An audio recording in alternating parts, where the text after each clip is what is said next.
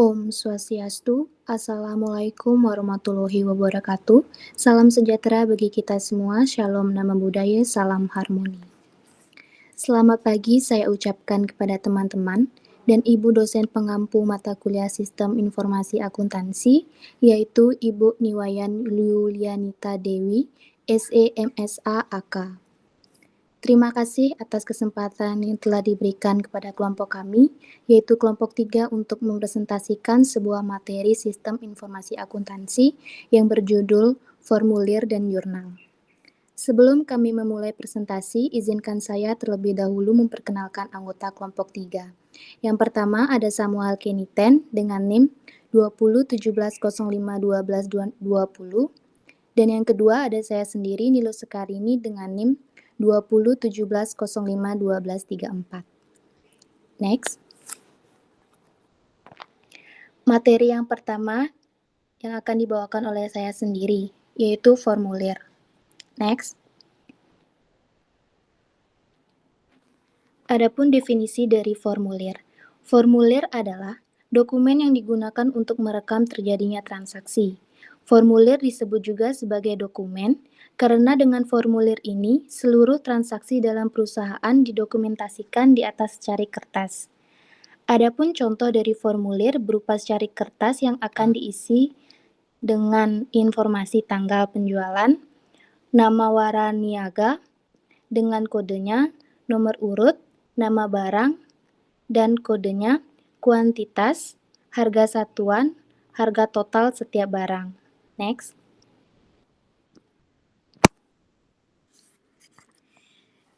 Yang pertama yaitu ada formulir elektronik. Formulir elektronik merupakan ruang yang ditayangkan dalam layar komputer yang digunakan untuk menangkap data yang akan diolah dalam pengolahan data elektronik. Formulir elektronik juga bisa diartikan sebagai bentuk dari ruang yang di mana sebuah komputer akan digunakan untuk melakukan penangkapan data elektronik. Sebelumnya, sebuah formulir menggunakan kertas yang ditulis dengan tangan. Tetapi, karena kemajuan zaman, maka sudah diganti dengan sistem elektronik. Next. Dan yang selanjutnya ada manfaat dari formulir. Manfaat formulir sangat penting artinya untuk menjalankan suatu organisasi. Dalam perusahaan, formulir bermanfaat untuk yang pertama, untuk menetapkan tanggung jawab timbulnya transaksi bisnis perusahaan. Yang kedua, merekam data transaksi bisnis perusahaan. Yang ketiga, mengurangi kemungkinan kesalahan dengan cara menyatakan semua kejadian dalam bentuk tulisan. Dan yang terakhir, menyampaikan informasi pokok dari orang satu ke orang lain dalam organisasi yang sama atau ke organisasi lain. Next.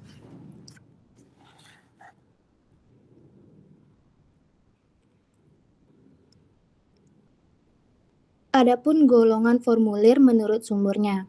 Berdasarkan sumbernya, formulir dapat dibedakan menjadi 3 golongan. Yang pertama, ada formulir yang dibuat dan disimpan dalam perusahaan. Formulir ini dibuat dalam perusahaan digunakan secara intern dan kemudian disimpan dalam perusahaan. Contoh formulir ini yaitu surat permintaan pembelian, memo kredit, memo debit, kartu jam kerja, bukti permintaan dan pengeluaran barang gudang.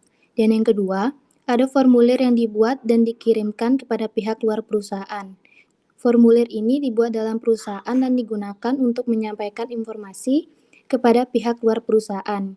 Contoh formulir ini yaitu faktur penjualan tunai, faktur penjualan kredit, surat order pembelian, surat permintaan penawaran harga, bukti kas keluar, dan surat order penjualan. Dan yang terakhir yaitu ada formulir yang diterima dari pihak luar perusahaan. Formulir ini dari pihak luar sebagai akibat dari transaksi bisnis antara perusahaan dengan pihak luar tersebut. Contoh golongan formulir ini yaitu faktur pembelian, surat order dari pembeli, pernyataan piutang yang diterima dari kreditur, dan rekening koran bank. Next.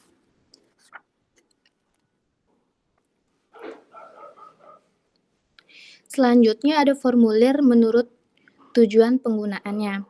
Berdasarkan tujuan penggunaannya, formulir dapat dibedakan menjadi 2 golongan. Yang pertama, ada formulir yang dibuat untuk meminta dilakukannya suatu tindakan.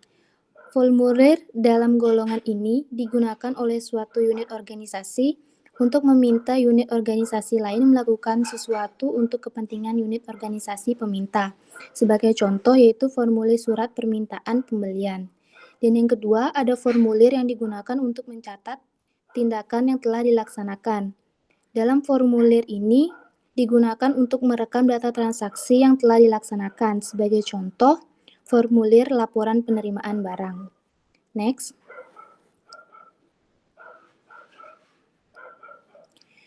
Adapun prinsip dasar yang melandasi perancangan formulir. Formulir yang digunakan dalam suatu organisasi ada kalanya memenuhi beberapa fungsi sekaligus. Sebagai contoh, dalam transaksi penjualan, suatu perusahaan menggunakan suatu formulir yang disebut surat order penjualan. Dan di sini prinsip-prinsip dari perancangan formulir yang pertama, memanfaatkan tembusan atau copy formulir.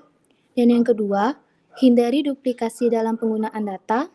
Dan yang ketiga, buat rancangan formulir dengan ringkas. Yang keempat, masukkan unsur internal cek dalam formulir. Dan yang kelima, masukkan nama dan alamat perusahaan. Yang keenam, masukkan nama dan nomor formulir. Yang ketujuh, masukkan nomor urut tercetak. Ke-8, susunlah formulir ganda dengan menyisipkan karbon. Dan yang terakhir, buat pembagian zona sedemikian rupa. Next.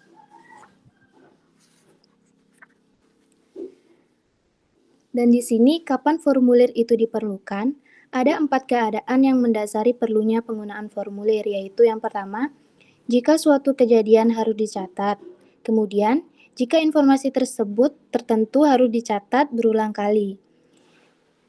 Selanjutnya, jika berbagai informasi saling berhubungan perlu disatukan. Dan yang terakhir, jika dibutuhkan untuk menetapkan tanggung jawab terjadinya transaksi.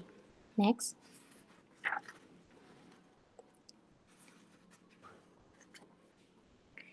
Adapun faktor yang perlu dipertimbangkan dalam merancang formulir. Yang pertama, siapa yang memerlukan informasi di dalam formulir tersebut? Dan yang kedua, adakah formulir lain yang sekarang digunakan berisi informasi yang sama? Yang ketiga, apakah elemen-elemen di dalam formulir disusun menurut urutan yang logis? Dan yang keempat, apakah formulir tersebut akan ditulis tangan, mesin, atau keduanya? Dan yang terakhir, apakah formulir tersebut akan disimpan di dalam suatu arsip? Next.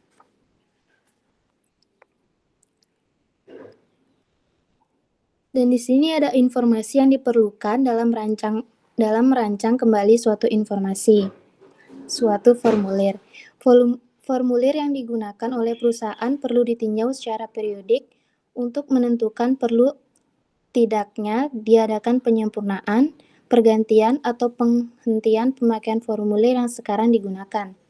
Untuk itu perlu dilakukan survei guna mengumpulkan informasi dengan cara yang pertama, yang bersangkutan dengan formulir itu sendiri, misalnya mengenai isinya, jumlah lembar tembusan, dan jenis kertas yang dipergunakan. Dan yang kedua, ada yang bersangkutan dengan kegiatannya.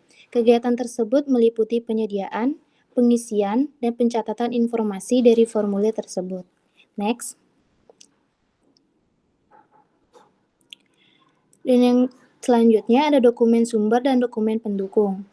Formulir sumber adalah dokumen yang dipakai sebagai dasar pencatatan ke dalam jurnal atau buku pembantu. Dan yang kedua ada formulir pendukung, adalah dokumen yang melampiri dokumen sumber sebagai bukti salahnya transaksi yang direkam dalam dokumen sumber. Next. Dan yang selanjutnya materi akan dijelaskan oleh rekan saya. Baik, untuk materi selanjutnya membahas tentang jurnal. Yang pertama, apa itu jurnal? Jurnal merupakan catatan akuntansi permanen yang pertama yang digunakan untuk mencatat transaksi keuangan perusahaan. Karena jurnal merupakan catatan akuntansi yang pertama yang diselenggarakan dalam proses akuntansi, maka dalam sistem akuntansi tersebut, jurnal harus dirancang sedemikian rupa, sehingga tidak terjadi sesuatu seperti ada satu transaksi yang terlupakan dan akhirnya tidak dicatat.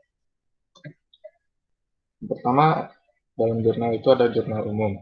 Jurnal umum digunakan untuk menampung transaksi penjualan, pembelian, penerimaan, pengeluaran kas, penyusutan aset tetap, dan digunakan untuk transaksi lainnya.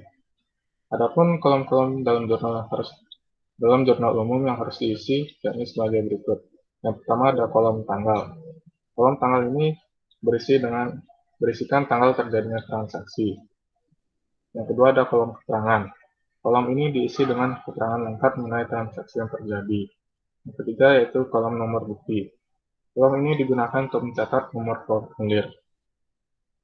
Yang keempat adalah nomor akun. Nomor akun diisi dengan nomor akun yang ada di debit dan nomor akun yang ada di kredit dengan adanya transaksi. Dan yang terakhir yaitu ada kolom debit dan kredit. Kolom ini berisikan tentang jumlah rupiah transaksi yang terjadi.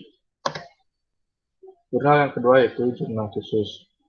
Jurnal khusus sering digunakan untuk mencatat transaksi keuangan yang sejenis, dan seringkali transaksi tersebut terjadi sesuai dengan urutan waktu terjadinya.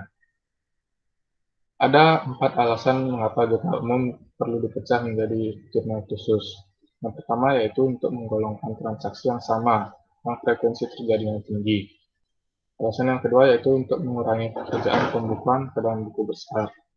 Kemudian, untuk memungkinkan pencatatan transaksi dilakukan oleh beberapa orang. Dan yang terakhir yaitu untuk menciptakan pengendalian internal. Berikut beberapa prinsip dasar dalam perancangan jurnal yang harus kita ketahui. Yang pertama yaitu harus tersedia jurnal dalam jumlah yang memadai. Yang kedua yaitu untuk memisahkan transaksi ke dalam penggolongan kelompok tertentu. Yang ketiga, menggunakan kolom-kolom khusus dalam jurnal. Yang keempat, nama kolom dalam jurnal harus sesuai dengan nama akun. Kemudian, kolom-kolom dalam jurnal tersebut harus digunakan untuk mengumpulkan angka. Kemudian, yang keenam, membuat jurnal untuk pekerjaan, melayani informasi dari dokumen sumber. Dan yang terakhir yaitu menetapkan hubungan antara dokumen sumber tertentu dengan jurnal. Kemudian ada jenis-jenis jurnal. Yang pertama ada jurnal penjualan. Jurnal penjualan ini digunakan untuk mencatat transaksi penjualan, baik penjualan kredit maupun tunai. Yang kedua yaitu jurnal pembelian. Jurnal pembelian ini digunakan untuk mencatat transaksi pembelian kredit. Yang ketiga ada jurnal penerimaan kas. Jurnal penerimaan kas digunakan untuk mencatat transaksi penerimaan kas. Yang keempat yaitu jurnal pengeluaran kas. Jurnal pengeluaran kas digunakan untuk mencatat transaksi pengeluaran kas. Dan yang terakhir ada jurnal umum. Jurnal umum ini digunakan untuk mencatat transaksi selain yang dicatat pada jurnal khusus. Kemudian ada metode untuk mencatat jurnal.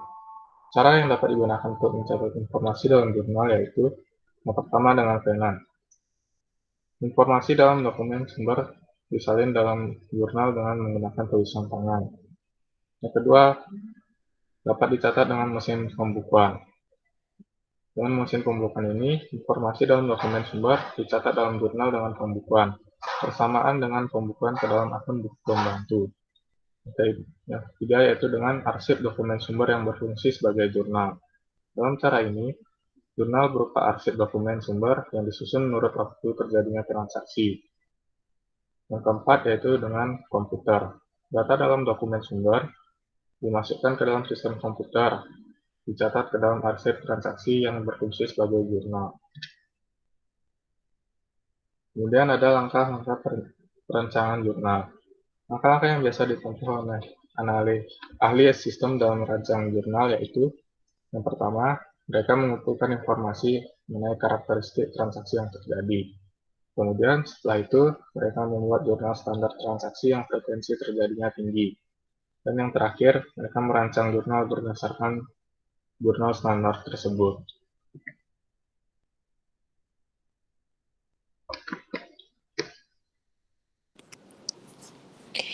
Baik, sekian presentasi dari kelompok kami. Jika ada kesalahan kata yang disengaja maupun tidak sengaja dalam penyampaian materi, kami mohon maaf. Dan saya tutup dengan Parama Santi. Om Santi, Santi, Santi Om.